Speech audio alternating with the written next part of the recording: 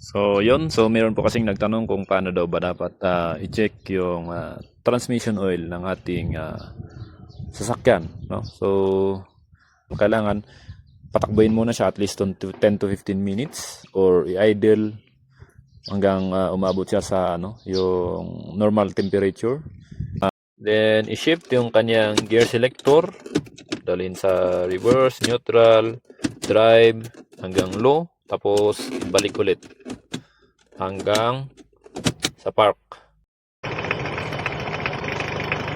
So, yan hanggang dito lang siya. Pero supposedly, dahil mainit naman yung makina, dapat nandito siya sa hot.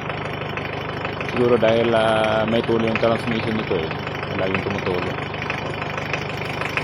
So, ang kailangan gawin dyan, either i-top up, dagdagan, or ayusin muna yung tumutulo sa transmission para hindi sayang yung mga tumutulo.